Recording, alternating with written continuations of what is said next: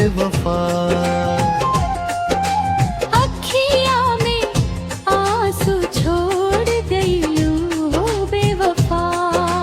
जिंदगी भर साथ निभैबू कहलू, राह बीच छोड़ गईलू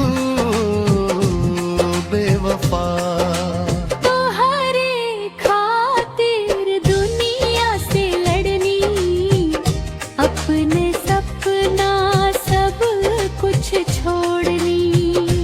तू ही बनू दर्द के कहानी, प्यार के दीपवा बुझा गईलू रानी।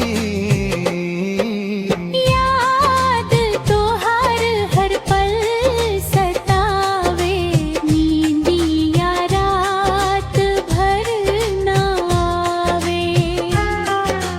दिल के जख्म बढ़ा गईलू बेवफा। अखिया में आंसू छोड़ गईलू बेवफा।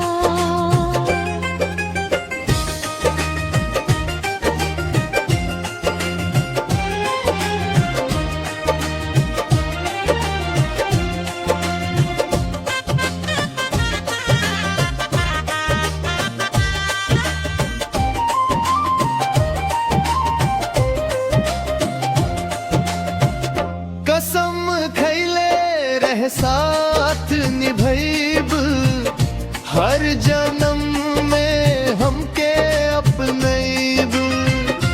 आज काहे इतना बदल गईलू, दूसरा खातिर हमके भुला गईलू।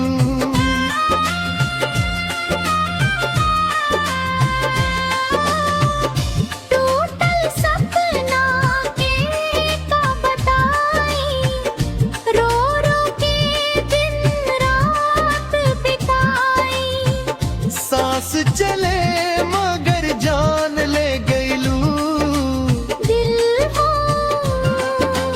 दिलवा तोड़ के चल गईलू हो बेवफा।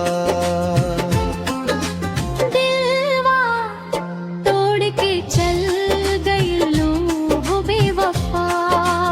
अखिया में आंसू छोड़ गईलू हो बेवफा।